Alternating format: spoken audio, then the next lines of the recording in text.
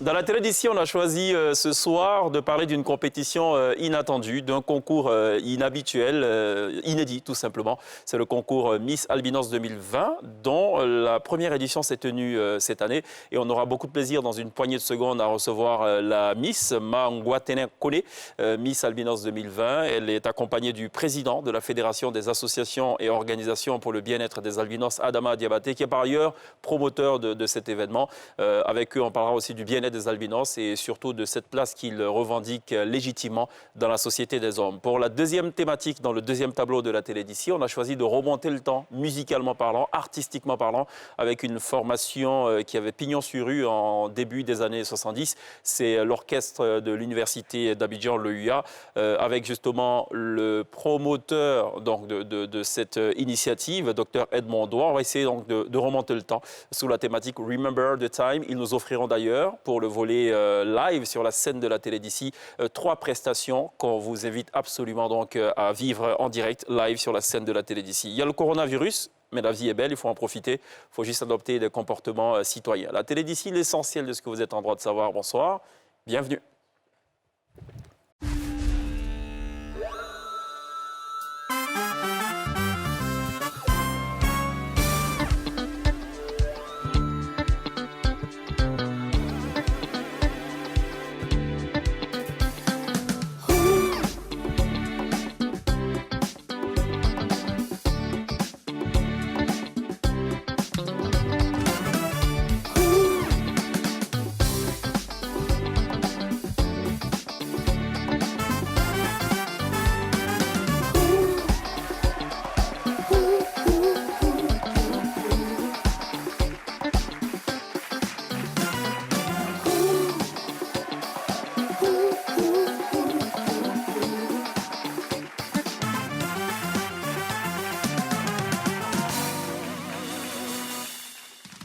La téléd'ici, votre talk show quotidien du lundi au vendredi de 18h45 à 19h45 sur NCI, la nouvelle chaîne ivoirienne. Tout ce qui vous intéresse nous intéresse forcément et on en parle volontiers. Ce soir, on parle du concours Miss Albinos, un concours, on le disait tantôt, totalement inédit. On a beaucoup de plaisir à recevoir la Miss Ma Ngwatene Kone. Bonsoir, bienvenue. Bonsoir. Ça va? Ça va bien. Vous êtes toutes belles? Merci. Enfin bon. Ça ne sert pas à grand-chose que je le dise, puisque le jury a déjà validé. Donc, bon, je le dis juste pour rajouter quand même une petite couche.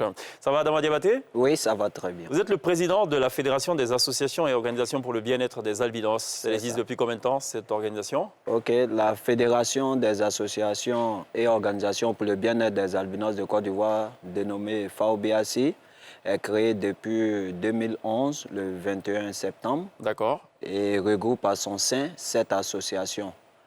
Et qui sont un peu répartis sur le territoire. Et il y a des groupes aussi spécifiques comme l'Association des femmes albinos. Et nous œuvrons pour la promotion et la défense des droits des personnes vivant avec l'albinisme sur le territoire ivoirien. C'est combien d'associations au sein de cette fédération? Nous disposons de 7 associations et organisations. Et avec donc des représentations, comme vous l'avez dit, donc, sur l'ensemble du territoire. Okay. D'accord. Bonsoir Pierre, bonsoir Princesse. Bonsoir. Vous avez en face de vous une Miss. Enfin bon, Pierre. Pour la deuxième fois Ouais. cette année. C'est ça. L'année dernière. C'est ça, cette année. Cette année, oui. D'accord. Ouais. On a une Miss Côte d'Ivoire version Yapobi. Là, on a Miss Côte d'Ivoire version Adama Diabaté. Pour parler comme les artistes, il faut peut-être envisager un featuring de Miss. On va voir. Alors, vous parlez d'association pour le bien-être des albinos. Oui. C'est-à-dire qu'il y a un souci avec la situation des albinos en Côte d'Ivoire? Si. Effectivement, la question de l'albinisme est une question très problématique. Vu que déjà, pour comprendre l'albinisme, nous avons d'abord la définir. L'albinisme, c'est une absence de la mélanine au niveau de la pigmentation. C'est cela. Et elle se caractérise au niveau des cheveux, de la peau et des cils. Et cela amène les personnes vivant atteintes de ce phénomène à vivre en marge de la société, vu de leurs particularités. Et cela dû aux stigmatisations et marginalisations qui sont des comportements qui viennent des coutumes et us et qui font que les personnes vivant avec l'albinisme subissent au quotidien des stigmatisations et des marginalisations. Quand vous parlez de personnes qui vivent en marge de la société, sont-ce les albinos qui se mettent en marge ou est-ce qu'ils sont marginalisés? Effectivement, ça dépend. Comme vous le dites, ça sur 3 niveaux. Effectivement, pour le comprendre, il faut définir le handicap. Le handicap, c'est les barrières qui sont liées aux attitudes et aux comportements. Et aussi les barrières d'un cadre formel, dont le cadre juridique, et aussi le cadre environnemental. C'est toutes ces interactions qui font le handicap. Donc, si on veut bien comprendre le handicap, c'est le regard que les gens ont de moi. D'accord. Ensuite, est-ce qu'il y a un cadre formel qui me permet de jouir de mes droits comme tout le monde? Est-ce que vous jouissez de vos droits comme tout le monde? Et non, cela n'est pas encore effectif, en dépit même de la volonté politique qui se traduit par la ratification d'un certain nombre d'instruments juridiques internationaux qui nous protègent. Et l'État a aussi, dans nos lois locaux, harmonisé nos lois afin de pouvoir prendre en compte cette question. Mais en dépit de cela, beaucoup reste à faire, puisque déjà il faut sensibiliser la population, qui est la problématique criade, c'est-à-dire le changement de comportement, et cela demande du temps et beaucoup de moyens. J'ai une question quand même à vous poser. Vous dites que vous ne jouissez pas de vos droits. En quoi est-ce que vos droits devraient être ou sont différents de ceux des personnes qui ne sont pas albinos? OK, Par exemple, vous ne bénéficiez pas de quoi? OK.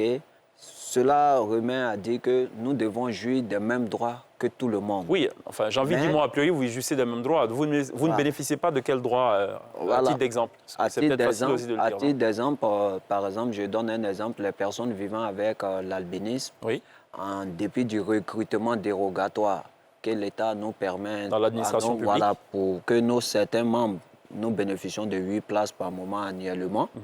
En dépit de cela, une personne vivant avec l'albinisme ne peut pas aller à l'ENA et puis avoir le concours. Ah bon, mais pourquoi? Voilà. C'est quand même grave ce que vous dites. Voilà, Est-ce que parce ça vous a été signifié formellement ou c'est un constat Non, que vous faites? c'est pas de facto, c'est Oui. des situations de fait. De facto, c'est-à-dire la loi ne nous indiscrimine pas. Il n'y a aucune, comment on appelle ça, aucune consigne qui nous élimine. Absolument. Donc, sur la base des Mais textes, c'est sur nous sommes tous égaux. Voilà, mais c'est dans la réalité, quand Oui. les personnes vivant avec l'albinisme postulent, arrivées dans les parties comme l'oral, Oui. vont t'éliminer. Je prends un exemple au niveau des professeurs. On peut te dire, va au fond de la classe et puis il faut lire au tableau. D'accord. Étant albinos, tu ne peux pas le faire, là, tu es éliminé. D'accord. Voilà. Or, tu n'es pas obligé aussi d'être au fond de la classe pour lire le tableau. OK. Vous êtes en relation avec quel ministère? Vous avez rencontré qui pour essayer de faire évoluer les choses dans le bon sens? OK, nous travaillons avec plusieurs ministères, surtout notre ministère qui est le ministère des Affaires sociales, de l'emploi et de la protection sociale, qui est notre tutelle. Nous travaillons avec une direction qui est à son sein, qui est la direction de la promotion des personnes vivant avec un handicap. Nous travaillons aussi avec, dans le cadre du plaidoyer, avec souvent, comme on appelle ça, la primature pour nos plaidoyers. Mais il reste encore beaucoup, comme je l'ai dit, à part des actions sporadiques, nous n'avons pas encore pu mener des actions encore concrètes pour le changement même des personnes vivant, de la situation des personnes vivant avec l'albinisme. L'albinisme. Alors, qu'est-ce que vous direz de la situation, de la situation des albinos en Côte d'Ivoire? Est-ce que c'est une situation grave, critique, ou il n'y a peut-être pas lieu de s'inquiéter? Oui, la situation en Côte d'Ivoire, elle évolue. Parce que dans certains pays, c'est pire. Hein? Oui, elle va jusqu'à évolue. des extrémités. Voilà, nous sommes quittés de là, mais au fait, tout vient de la culture, comme je l'ai dit, et des us. Et en Côte d'Ivoire, notre culture n'est pas aussi violente que ça par rapport aux cultures de l'Afrique centrale. Absolument. Et aujourd'hui, nous, les personnes vivant avec l'albinisme en Côte d'Ivoire subissent beaucoup la marginalisation. C'est ça notre problème. Et comme je l'ai dit, cela évolue, puisque on peut, si je fais une tranche, avant les années 80, les personnes vivant avec l'albinisme ne pouvaient pas bénéficier de autre chose, puisque nous étions pris comme des personnes de la charité. Et il y a eu un temps, après les années 80, on est rentré dans un volet où il y avait comme un apport médical. C'était une approche médicale. Et aujourd'hui, depuis 2000, nous sommes dans une approche des droits. C'est cela, d'accord. Cela s'accompagne par des actions qui ont été prises par les Nations Unies qui, depuis 2013, ont institué un certain nombre d'instruments internationaux, dont certaines résolutions qui ont proclamé même une journée internationale en faveur de la sensibilisation pour les personnes vivant avec l'albinisme et un expert indépendant auprès des Nations Unies qui est en charge donc de ces questions. Ces questions. Pierre? Alors, vous décidez de lancer ce concours Miss Albinos Côte d'Ivoire, première édition cette année en 2020. Yeah. Alors, quand vous prenez la décision d'actionner la machine, est-ce qu'au niveau des filles, c'est facile de se dire on va aller être exposé alors qu'il y a encore ces regards sur nous, on se sent peut-être encore différent de toutes les personnes qu'on côtoie au quotidien? Est-ce que ça a été compliqué pour vous de vous dire, allez, je me lance dans cette aventure? Je pense que cette question, elle est surtout oui, aussi. adressée à Miss Koné. Surtout à vous, oui, Ouais. bien sûr. Bon, d'accord.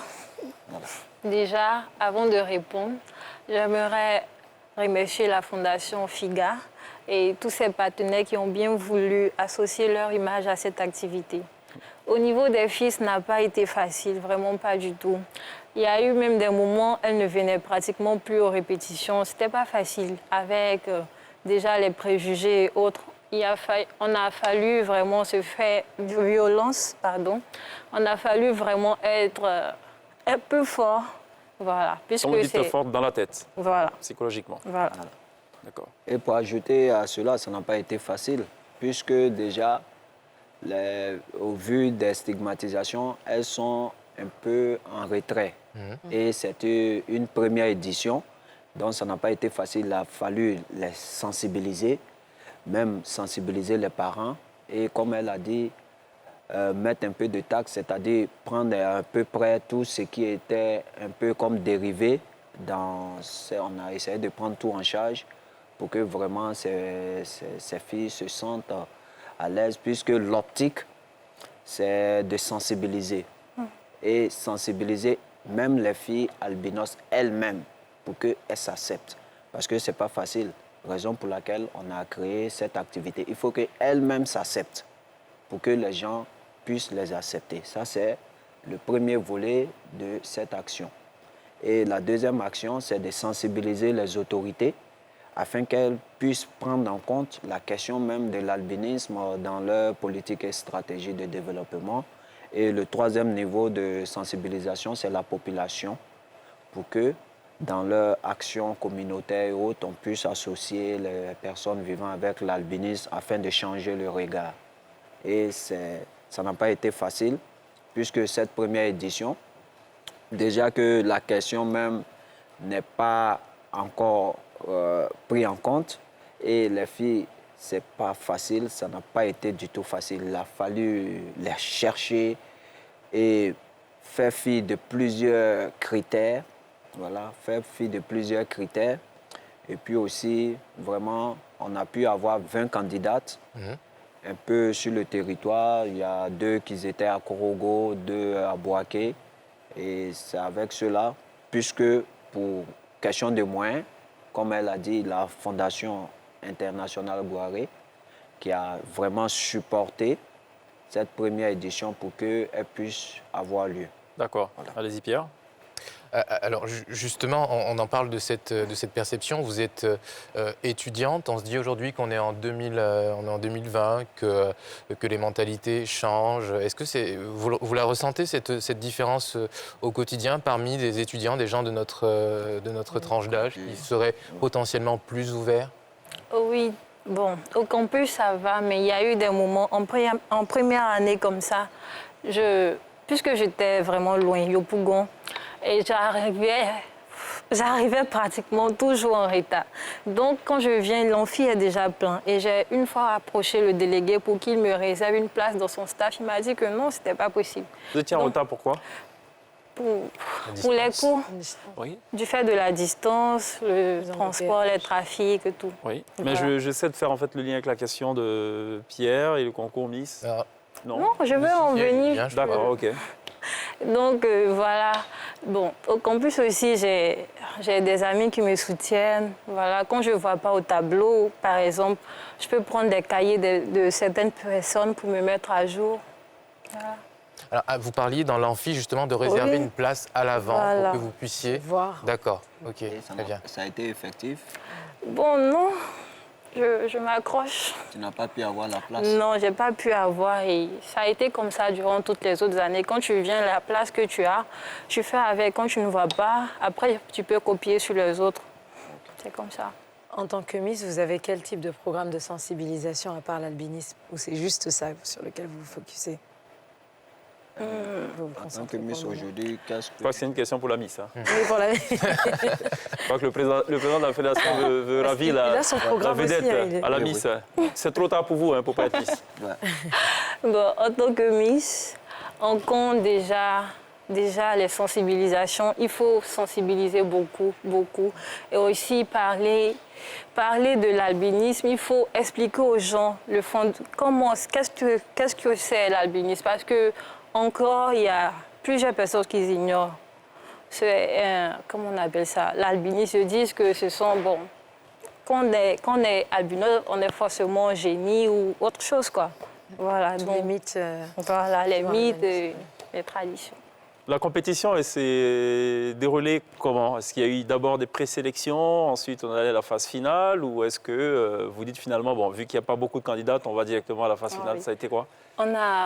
Au départ, on avait 20 candidates et à la longue, on s'est retrouvé avec 18. Il y a 2 qui ont désisté. D'accord. Donc, on est allé directement à la phase finale. OK. Je crois que les autres années, il y aura des présélections et autres. D'accord. Bon, et ça peut paraître un peu étranger hein, à ceux qui nous regardent en ce moment. On va justement s'en faire une idée un peu plus précise avec ce petit magnéto de 53 secondes qui revient justement sur les grands moments de cette finale de l'édition 2020 de Miss Albinos.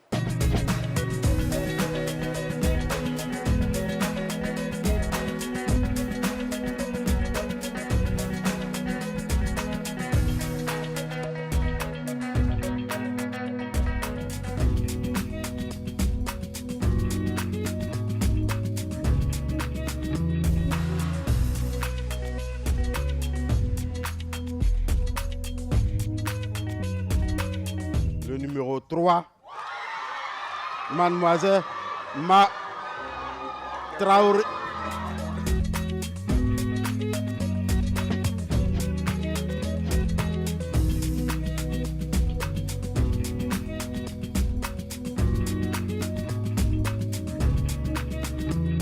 Voilà, licence en économie Miss Collier donc a remporté la première édition de cette compétition, de ce concours Miss.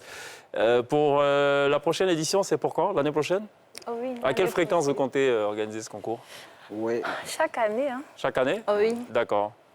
Ça va vous faire mal de passer votre couronne ou vous voulez la garder encore Non, ça me fera plaisir de voir qu'il y a d'autres filles, d'autres femmes albinos qui veulent continuer ce combat.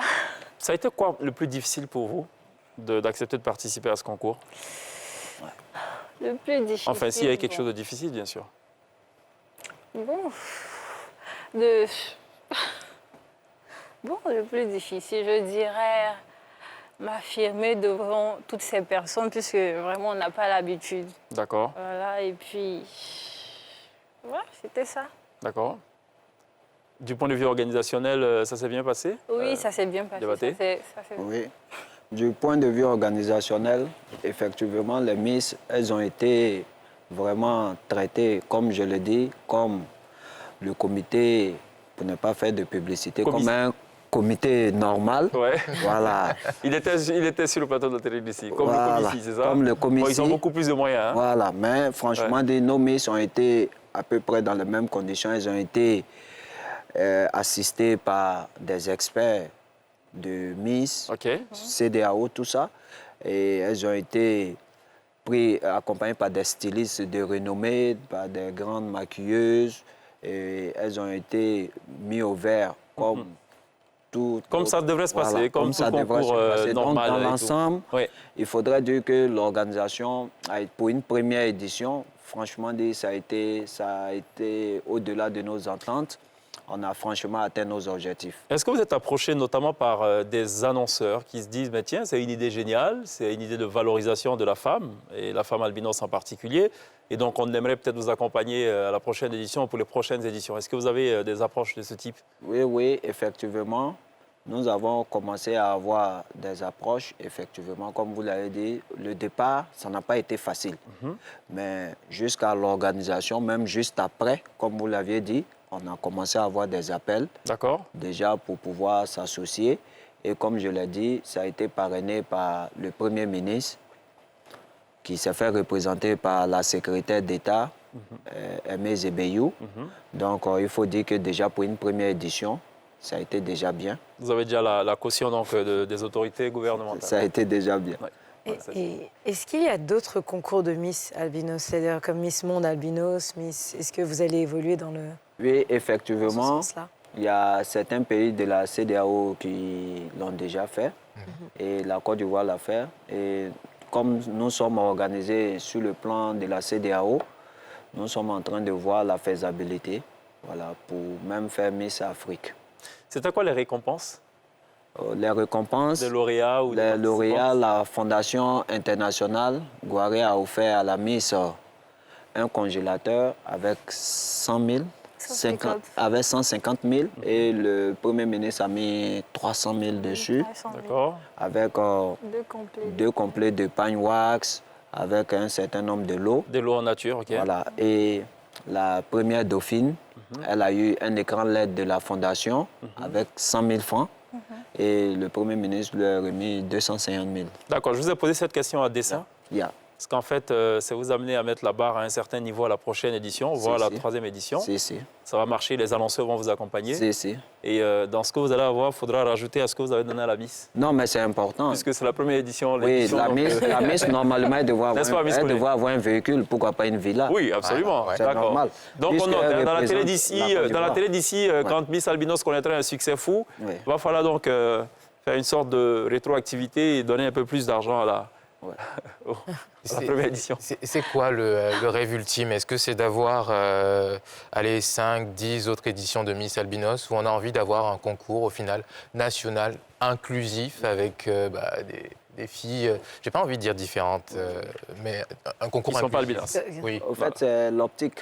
C'est l'optique, puisque, effectivement, elles sont des Ivoiriennes. Voilà. Et elles doivent aller sur la base de l'égalité avec les autres femmes. Mais, du vu de nos spécificités, nous devons prendre des mesures spécifiques, raison pour laquelle nous avons organisé Miss Albinos. Mais cela n'inclut pas une question d'inclusion qui est l'idéal. Et nous tendons à cela, et nous pensons que les responsables et organisateurs pourront vraiment aller dans le sens. D'accord. On va terminer sur une petite note d'espoir. C'est peut-être l'albinos le plus célèbre de l'humanité, Monsieur Salif Keïta, qui est d'ailleurs un des grands combattants de la cause des albinos. On a extrait une interview qu'il a accordée justement à des confrères. On va regarder son message, notamment sur la question de la protection des droits des albinos. Et on revient juste derrière pour le dernier tour de table de cette première thématique de la télé d'ici. Merci. Cette histoire, c'est-à-dire qu'il y a un voyant qui a dit à maman, voilà, c'est à cause de cet enfant que ton mariage risque de casser.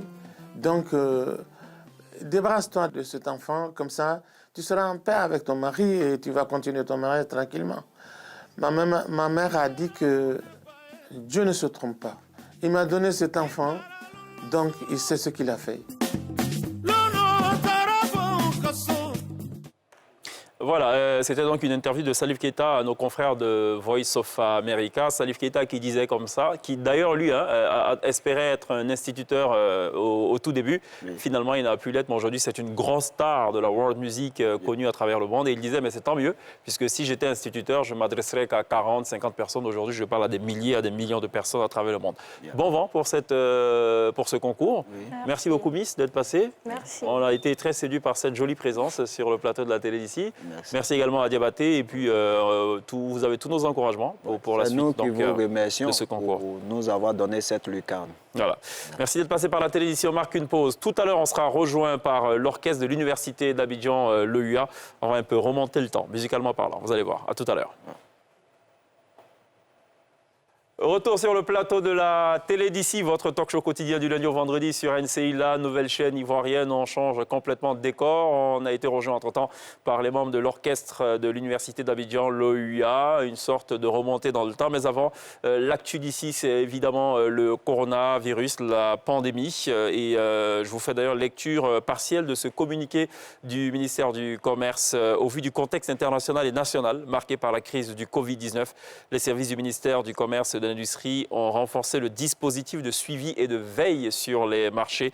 Ainsi, le gouvernement tient à rassurer la population que des dispositions sont prises pour assurer un approvisionnement régulier du marché national en produits de grande consommation et de première nécessité. En effet, malgré la ruée vers les marchés et centres commerciaux pour se procurer certains produits de grande consommation, notamment le riz, l'huile de table, le sucre, le lait, la tomate concentrée, le poisson et la viande. Comme constaté ces derniers jours, il n'y aura ni discontinuité ni pénurie dans leurs approvisionnements en raison des disponibilités suffisantes et de la continuité de la production dans le pays. Par conséquent, le ministère donc évite à rester attentif aux mesures décidées par le Conseil national de sécurité et donc à éviter de céder à la panique en constituant notamment des provisions alimentaires disproportionnées. Enfin, en concertation avec les opérateurs économiques concernés, le ministère dit avoir entrepris la mise en œuvre effective de la mesure numéro 5 du CNS portant sur le respect d'une distance d'1 mètre entre les personnes dans les grandes surfaces, supermarchés, magasins, pour ne citer que ces espaces-là, et aussi l'application de mesures sanitaires et d'hygiène au sein des unités de production alimentaire. Voici donc ce qu'il fallait retenir pour l'actu d'ici relative donc à l'épidémie du coronavirus. Évidemment, il n'y a pas que le coronavirus dans la vie, il y a la vie en elle-même et il y a aussi la musique. On a beaucoup de plaisir à recevoir 3 visages, 3 ténors de la formation de l'orchestre de l'Université d'Abidjan. Isaac, bienvenue, bonsoir. Bonsoir, chef. Bienvenue à Dr Doua. Bonsoir, manager général et directeur du projet Reminder des anciens de l'OUA. Bonsoir. Et puis Joss, donc artiste, chanteur de cette même formation. Bonsoir, bienvenue. Bonsoir. Edmond Doua, pourquoi vouloir renaître de ces cendres? Enfin, si cendres il y a eu. Renaître de ces cendres pour une bonne cause, puisque quand nous étions étudiants dans les résidences universitaires, on égayait les étudiants, on leur permettait de passer de bons moments. Donc une fois que nous avons terminé nos études, que nous sommes rentrés dans la vie active, nous nous sommes posé la question de savoir pourquoi ne pas se retrouver et passer ce même message.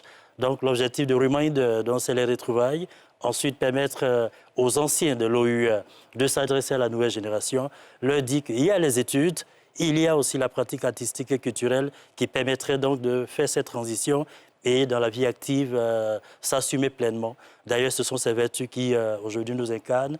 Et la preuve, Reminder est sorti donc le 5 avril à Paris, le 12 à Abidjan. Et c'est le lieu de remercier de Radio Nostalgie, si on peut le dire, qui a cru dans ce projet et qui nous accompagne durant toute la promotion de cet album. Alors, l'aventure est démarrée en 70 et l'OUA a permis de révéler quand même de grands noms, notamment Paul Dodo, Ramsès de Kimon, notamment Ismaël Erichi avec Feu Ismaël Diaby et tout. Alors, c'était quoi l'apport de l'OUA finalement dans la vie estudiantine à l'époque? Oui, c'était l'animation tout azimut des résidences universitaires. Houphouët-Boigny, en pensant ce projet, c'était de permettre aux étudiants de passer sainement leur séjour sur le campus, donc étudier et ensuite avoir un cadre d'expression qui leur permettrait, ma foi, de s'épanouir au plan intellectuel et au plan culturel. Donc, tous ces noms que vous avez évoqués tout à l'heure sont des noms éponymes, ce sont des personnes qui ont marqué donc de l'empreinte la vie universitaire. Et nous, on s'inscrit un peu dans cette dynamique-là, permettre aux étudiants de passer sainement donc le séjour sur les différents campus. L'OU a beaucoup apporté. Isaac va en chérir tout à l'heure. On a juré à cette époque par l'OU. C'est cela. Mais il faut aussi noter que l'orchestre n'était pas seulement réservé, je veux dire, ce n'était pas l'animation dans les résidences universitaires. Notre promotion, on va dire, a été, je dis, l'OUA dans version 2000, a été cette première formation qui a accompagné Tikenga en live. Vous savez que Tikenga, quand il commençait sa carrière, il n'avait pas d'orchestre en tant que tel. Oui, parce qu'il n'avait pas d'argent. Voilà, enfin, oui. Donc c'est nous qui, pour son concert à Odiné, qui l'avons accompagné. Ensuite, on a fait plein de scènes. Et finalement, quand on se retrouve 20 ans après, on s'est dit, bon, il faut recréer cette ambiance-là. D'accord. Et c'est ce à quoi nous attelons. Isaac Nezou, quand on pense université en Côte d'Ivoire régionale et de Cocody, on pense tout de suite aux grèves et à la FESI. C'est vrai. Pourquoi? Ben, Pourquoi on ne pense pas à l'OUA? Écoutez, le temps a eu raison, on va dire, sur tout ce qui est activité au niveau estudiantin. Et je saute même sur la question que vous m'avez posée pour vous indiquer que nous sommes dans un mouvement aujourd'hui avec le Reminder Tour à travers un certain nombre de cités, d'universités qui ont été donc indiquées pour prôner, on va dire, la paix dans l'environnement estudiantin parce qu'il ne faut que ça, n'est-ce pas, pour pouvoir s'éclater, pour pouvoir se divertir à côté des études qui constituent, on va dire, l'objet principal de notre présence sur le campus. C'est combien de membres à ce jour, l'OUA nouvelle version?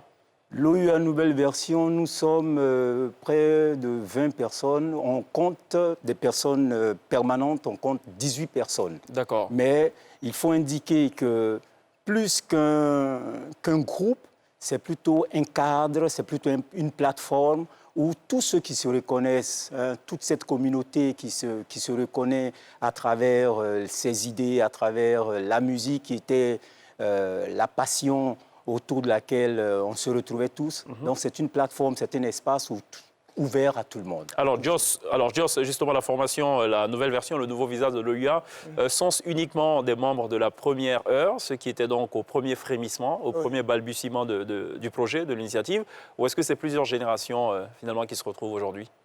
Oui, ça va être plusieurs générations, en ce sens que j'ai trouvé des aînés, dont Doua. Moi, je suis arrivé en 2000, et donc ça veut dire que c'est quand même, ça s'est étendu.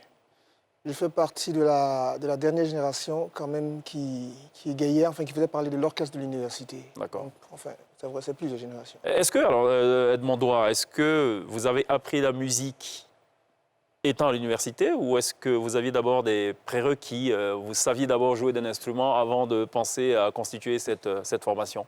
Oui, évidemment, il y avait des prérequis depuis le lycée. Moi, par exemple, j'étais rappeur. J'ai intégré le MU, j'ai intégré le mouvement universitaire de rap. On pourra faire un beat là tout à l'heure pour oui, voir. avec Dr Konaté Moïse, qui est au clavier. Donc, depuis le lycée, on s'adonnait à des concours de rap. Et une fois à l'université, j'ai entendu parler de l'OUA. C'est vrai qu'il y avait Uprising à cette époque-là qui faisait la concurrence. Avec Ramsès. Voilà. Et donc, je suis arrivé à l'OUA, on m'a fait un test où j'ai repris Bam Bam de Chaka Demus and the Pliers. J'ai échoué lamentablement et j'ai décidé de rentrer dans le staff managérial avec Don Francis. Mais je continue de faire du rap sous la douche. C'est quoi l'histoire de la création de l'OUA à l'origine? L'idée, elle est de qui? Je vous ai entendu parler tout à l'heure de Félix Houphouët-Boigny. Oui, l'idée est de M. Georges Nyossaye, que nous avons eu plaisir à voir à Boaké à l'occasion du Reminder Tour.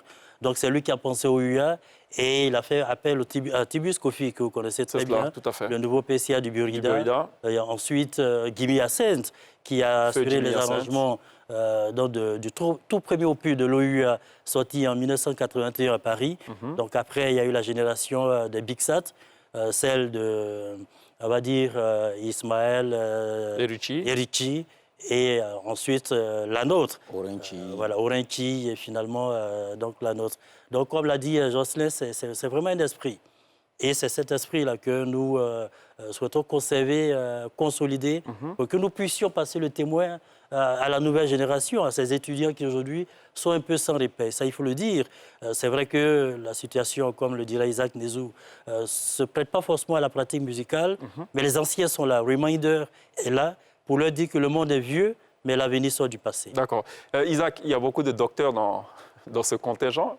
Est-ce bien la preuve qu'on peut s'amuser et bien étudier en même temps? Tout à fait. On peut s'amuser et bien étudier. D'ailleurs, c'est le lieu pour nous de faire un petit clin d'œil au centre des œuvres universitaires. Et ça, on ne manque pas de le dire chaque fois qu'on a l'occasion de le dire. Un petit clin d'œil au centre des œuvres universitaires pour nous avoir offert ce cadre-là, n'est-ce pas, qui a permis à l'ensemble des férus de musique de se retrouver, de s'éclater. Et un clin d'œil particulier à Monsieur Jean-Vincent Zinsou, l'ambassadeur. Voilà, l'ambassadeur Jean-Vincent Zinsou, qui a marqué, on va dire, de son empreinte ce cadre, le centre des œuvres universitaires, avec toute la série des artistes dont on a entendu parler et tout. Et voilà. Donc, Alors, le projet Reminder, tous les titres qui sont consignés sur les pistes donc, de cet album sont des productions de l'OUA ou ce sont partiellement des reprises de titres connus? Non, c'est dans l'écurie de l'OUA. D'accord. Uprising OUA, oui. Inwoniwo, baptisé Fraternité OUA, Réconcilions-nous, auteur-compositeur Isaac Nezou qui est là. Okay. OUA, et puis OUA Spirit Forever, pour rendre hommage à tous nos disparus. Bref, ce sont des productions OUA. D'accord. On est sur le projet 1 de Reminder. Oui. Y a-t-il un deuxième projet? Oui, il y a un deuxième, il y a un troisième, tant que le coronavirus aura disparu. J'espère qu'il va disparaître pour que nous puissions nous retrouver à nouveau en studio pour respecter les 1 mètre. Non, il y a le 2, le 3, le 4. Et voilà, en principe, dans un studio, vous n'êtes pas si proches l'un de l'autre que ça, non? Il n'y a quand même pas de promiscuité. Enfin, en studio, vous pouvez... gagnerait Isaac. Non, ça va. D'accord. C'est quoi le projet à terme, ultime, pour vous, c'est quoi? Est-ce juste raviver un peu l'émotion et la joie que vous avez fait partager justement à tout le monde, ou est-ce que vous le faites pour le fun, ou est-ce qu'il y a un projet professionnel derrière? Oui, il y a un projet forcément professionnel. Vous savez, on peut toujours jouer l'utile à l'agréable. On ne va pas cracher là-dessus.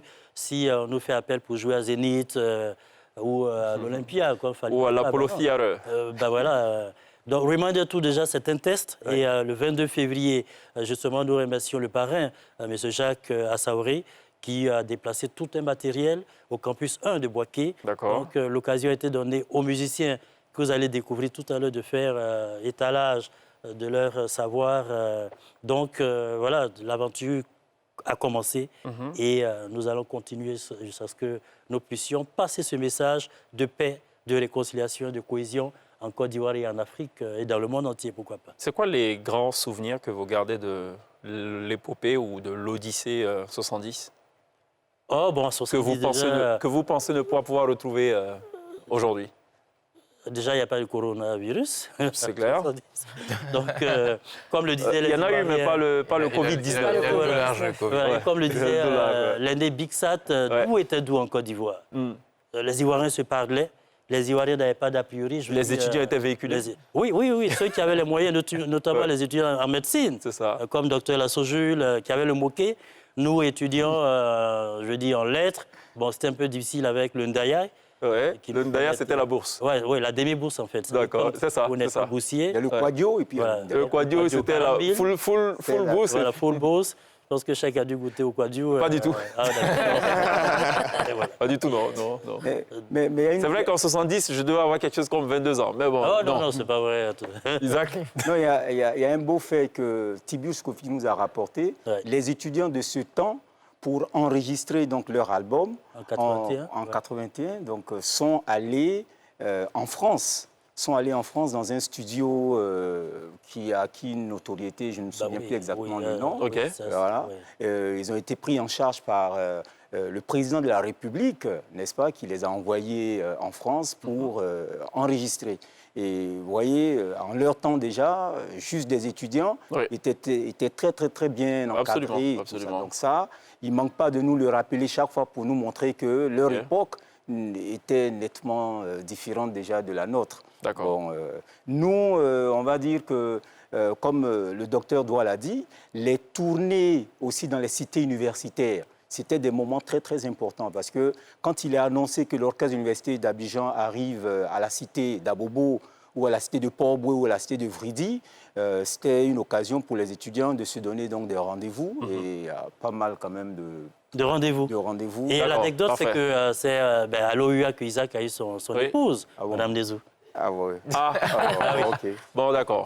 Soit disant passant. C'est l'information principale, en fait. Non, pas D'accord. Je ne savais pas que c'était un lieu de rencontre et une sorte on a joué l'utile à l'agréable. C'est ça, une sorte d'agence matrimoniale. On marque une pause. Je précise. Oui, que vous êtes toujours ensemble?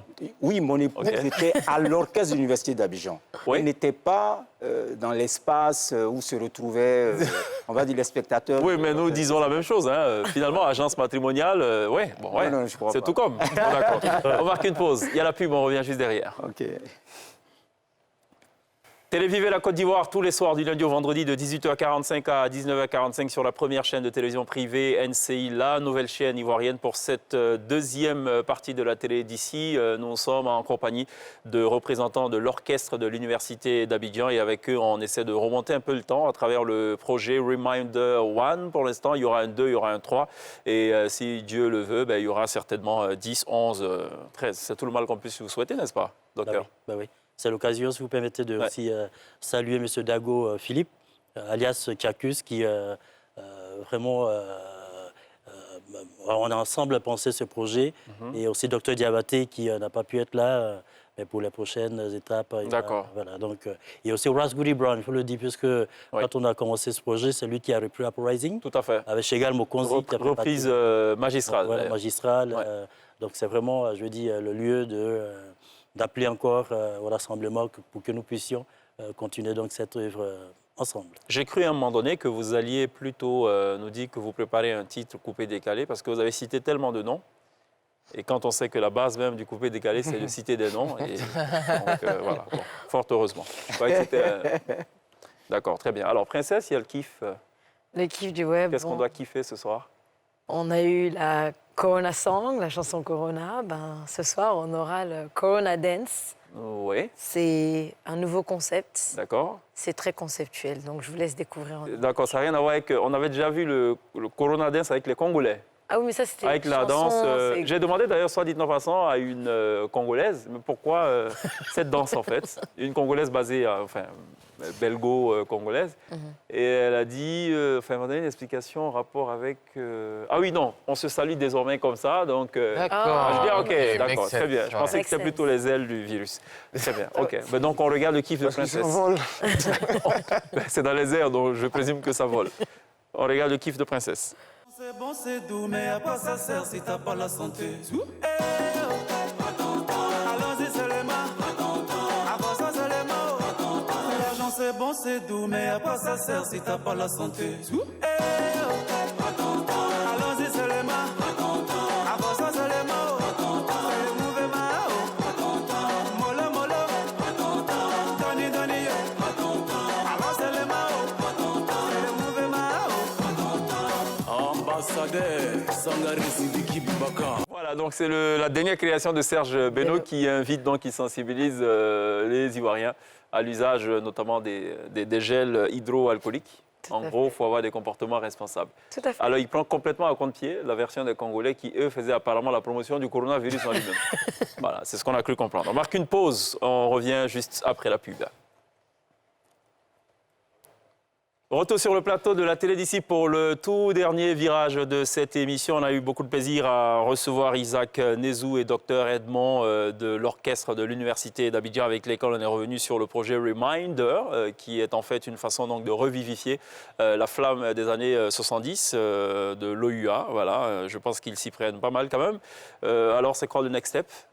Alors, le next step, donc, c'est on va continuer le Reminder Tour, Campus Reminder Tour, pour adresser les problématiques de paix, de cohésion en milieu étudiantin. Nous avons commencé le 22 février à Boaké. On s'apprêtait donc à aller à Korogo, à l'université Gompe-Leforo, mais vu le contexte actuel, donc on va repousser dans l'étape de Korogo et ensuite on fera Daloa, Mans, Bassam. Alors, Donc, on va dire à César ce qui est à César et aux médias ce qui est aux médias. On va remercier Radio Nostalgie qui a cru en ce projet par le truchement de son directeur général, M. Cheikh Ivan, à qui nous remettons donc un disque... On est à NCI, non? Un disque de... Oui, que vous allez remettre donc à la direction de Nostalgie. D'accord. Donc c'est un disque d'or. Ah d'accord, génial, d'accord, très bien. Pour le soutien que vous apportez à Reminder. Ok. Vous allez voir qu'à l'intérieur, voilà, votre nom est gravé en lettres d'or. Le nom de Nostalgie. C'est vraiment spécial puisque nous allons... D'accord. Un disque d'or, hein? Bah oui, Reminder. On va l'ouvrir sans regarder quand même? Bah oui. Ah. Dis merci à Radio Nostalgie. D'accord. À toute l'équipe. Super Morning. Voilà, Super Morning. Je connais bien Dr. Doha. Avec Princesse. D'accord. Disque d'or. Je vais juste porter plainte parce que mon nom n'est pas très bien orthographié. D'accord. On va retenir l'idée et l'intention. Voilà. Merci en tout cas pour ce cadeau qu'on va se faire de remettre à Nostalgie, donc qui accompagne toutes les initiatives qui vont dans le sens donc, du développement artistique de la Côte d'Ivoire. Merci à Isaac Nezo, merci à Dr Edmond, merci à Pierre et à Princesse. Ce sera tout pour la télé d'ici. On vous laisse en compagnie justement pour un peu joindre l'utile à l'agréable, pour passer donc de la théorie au congrès. On vous laisse donc en compagnie de l'orchestre de l'Université d'Abidjan, composé ce soir à la batterie de Yves Degris, à la percu de Zamblé Serge, au clavier Dr Konéaté, Moïse et Augustin Bouan, guitare solo Lasso Jules, c'est un docteur également. À la guitare rythmique, Serge Dangui Camara. Et à la basse, ils sont deux, Alphonse Kosono et Henri Kosono, c'est des frères, me fait-on dire. Au chant, respectivement, Joss Edou et Jocelyne Camara. Ce sera tout pour la télé d'ici. 3 titres sur la scène de la télé d'ici. Drogue, Tiassa, Wake Up et Uprising. On se retrouve lundi d'ici la Take Care, l'OUA Right Now sur la scène de la télé d'ici.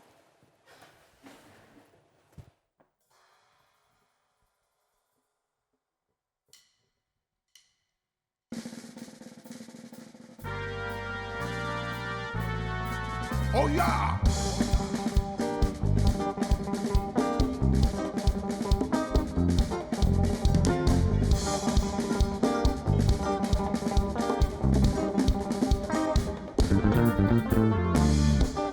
Bien, never let me bien. Yes, let me get back in when rocket fa. Mais qu'elle est elle qui va. Yanko, yale hungoye.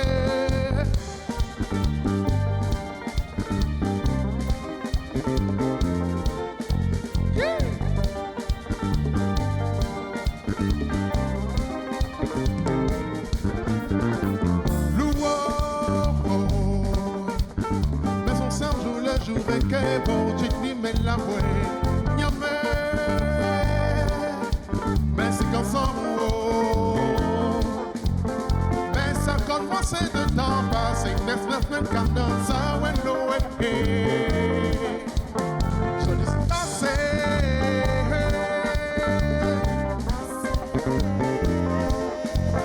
Je dis on est assez.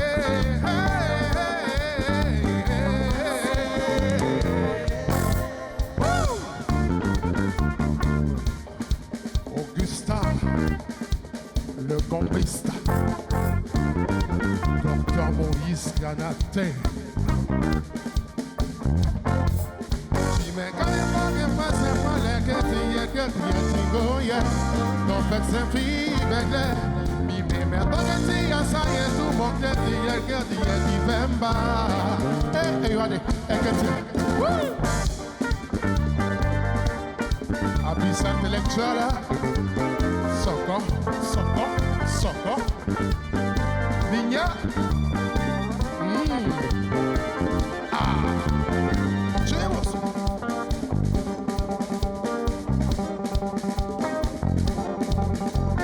César.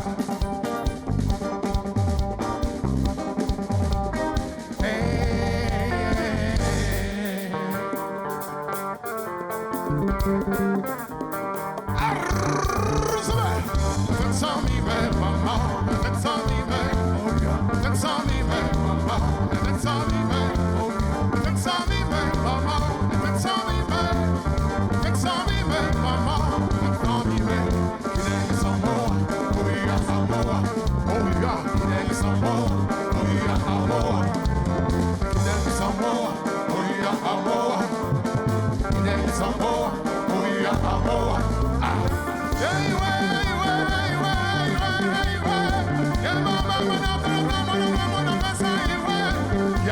ma coupe décalée, c'est resté comme pour dire petit pharaon. Tout le monde debout, tout le monde a dansé. Abidjan, il doit dire comment on dit, qui dit, ouais.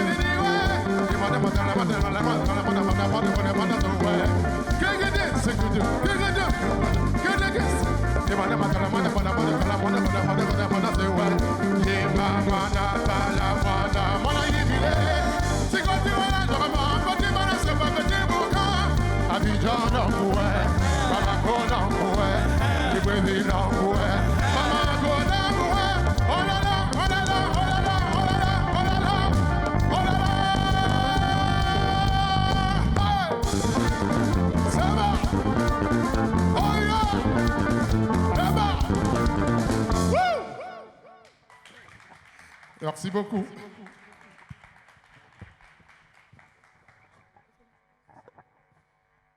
Just.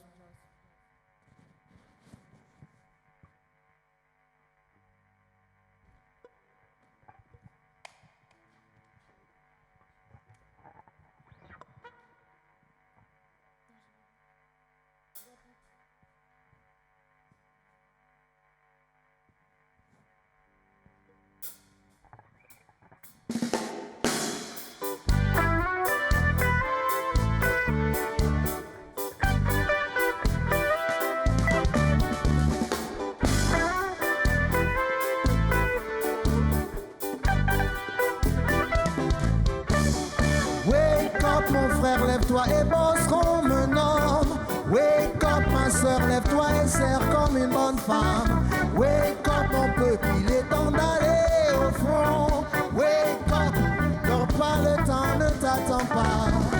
Si tu es jeune, sache que tu ne seras jamais plus fort. Si tu es vieux, n'empêche pas la jeunesse d'atteindre son but. Si t'es femme, le temps a changé, ne compte pas sur un homme. Oh, n'attendons pas que quelqu'un fasse pour nous. N'attendons pas que quelqu'un fasse pour nous. N'attendons pas que quelqu'un fasse pour nous. N'attendons pas que quelqu'un fasse pour nous. Stoup, stabadé. Wake up mon frère, lève-toi et bosse comme un homme. Wake up ma soeur, lève-toi et serre comme une bonne femme. Wake up camarade, s'il te plaît, jette ta machette. Wake up, oh, car l'avenir t'appartient.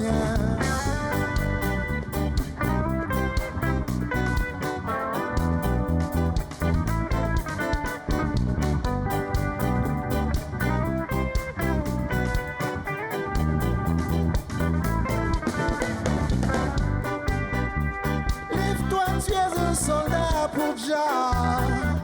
Non-violent, lutte spirituellement. Lève-toi, tu es un soldat pour Dieu. Non-violent, lutte avec le travail. Wake up. Wake up. Wake up. Shang ding ding da da do.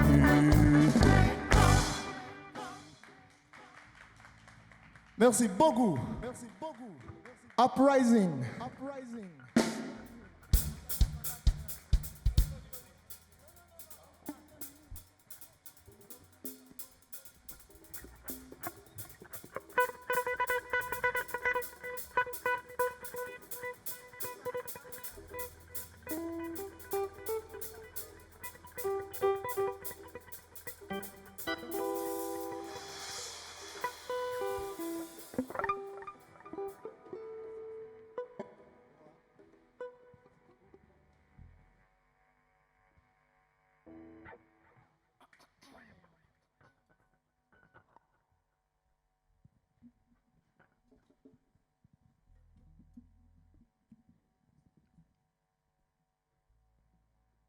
All right, right on. All right, right on.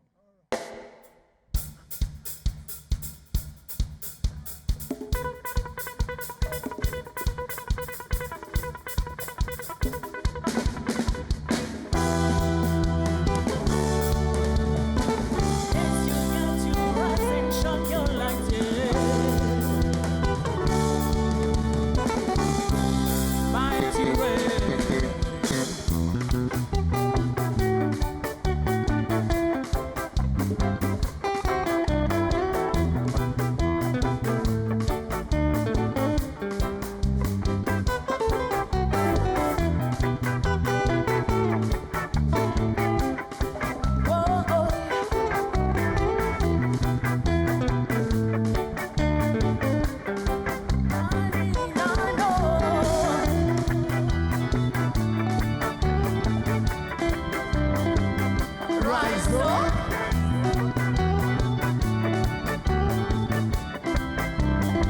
You got to rise up. Rise up. Uprising, uprising. Come on and sing my great dreams. Uprising, uprising, uprising. You got to show right vibration. Uprising. Your time has come for you. Wake from your sleep and slumber. And be from in Babylon. Cover people are already beginning. This long time you're sleeping. Bridging recovery. Wake, fight for your right. Know that you have seen the light. I beg you do it in the name of the Most High. So, uprising, uprising. Come on and sing my great dreams. Uprising, uprising, uprising. You got to show right vibration. Uprising. Right time has come for you, my great dreams. Where yours the way, so always the way. Reggae music, uprising, rise up, uprising, uprising. Come on, you gotta wake up and lead song. Uprising, rise up, uprising. Wake up and lead. Uprising, uprising. Wake up and lead, man. Just look for right.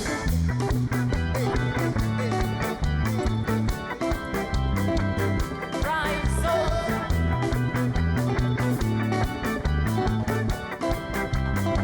You got to rise up.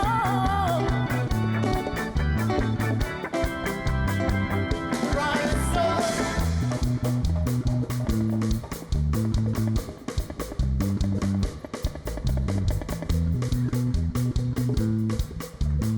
Solo bass guitar.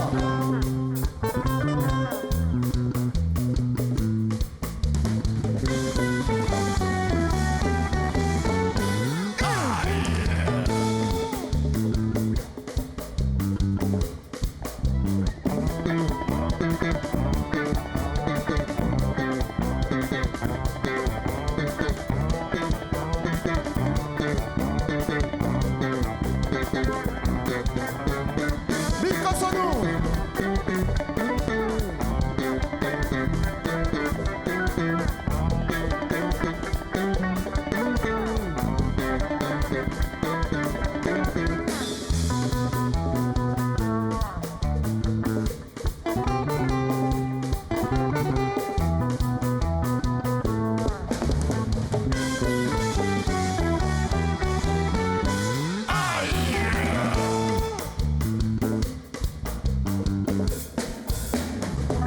Rise up, rise up, rise up. Right time has come for you, my brethren. Wake from your sleep and slumber. Continue and fight, Rasta.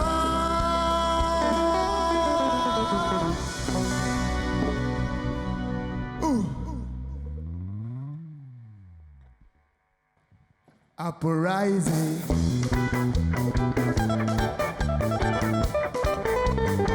To regulation.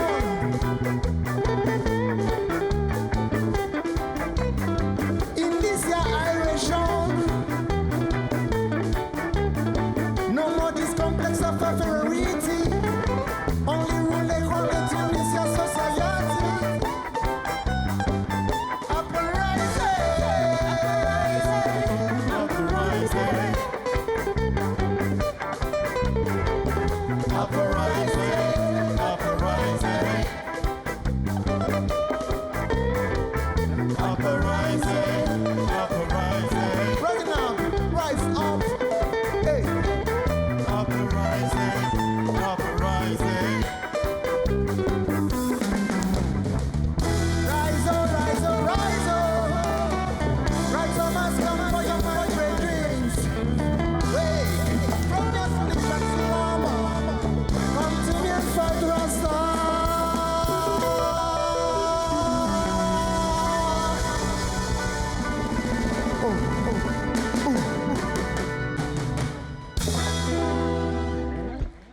Merci beaucoup. Good job, les gars. Merci d'applaudir l'OUA. Good job, les gars. Bravo. Bravo, Jocelyne. Bravo, Kosonou. Bravo. Vivement le reminder 15.